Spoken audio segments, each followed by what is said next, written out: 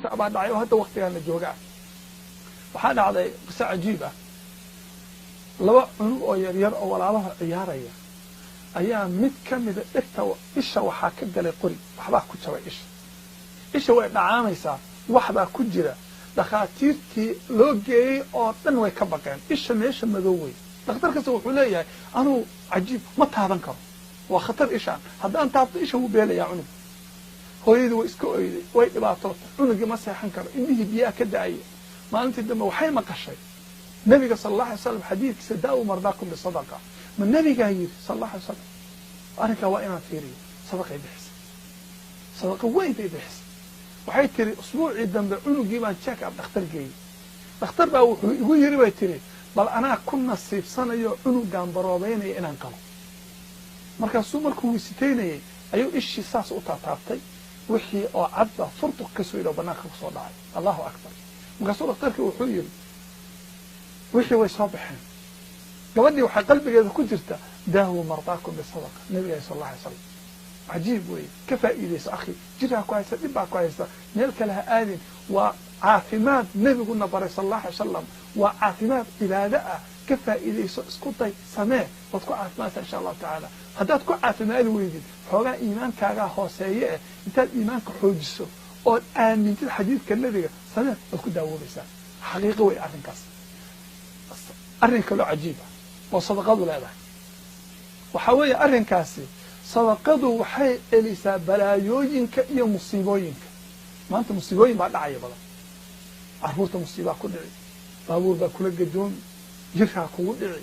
masaa'ib baa soo degi dukaan baa guban reer baa isfuri oo isdagaali qof baa waxaa ku dhacaya jiro degdega musiibooyinkaa tirada badan ee dhacaya waxaa ilaahay ku difaacaa sadaqada waxyaabaa yaab kale waxaa ka mida moxamed ibnu wadaax raximahullah waa nin culimadii hore oo muslimiinta caanka ka mida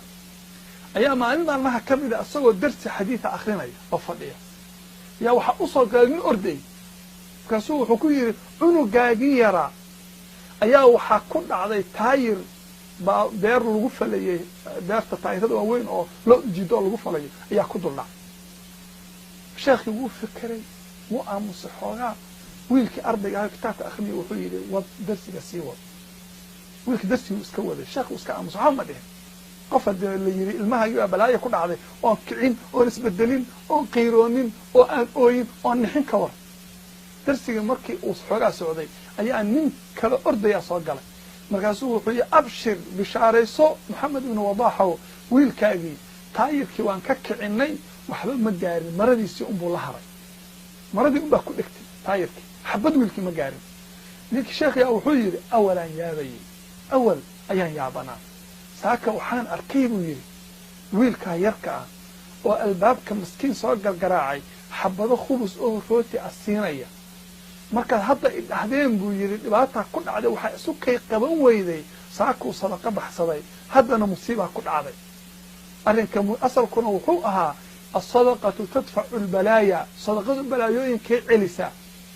marka wuxuu waa isu kay qaban weyday laakiin waan fahansanaa inaan wax ku dhacayno qofkaas iimaankaa fiir akhi haddaad sadaqa baxsato ood maanta wax sadaqaysato musiiba kuma dhacaysa dhibaato kuma taabanayso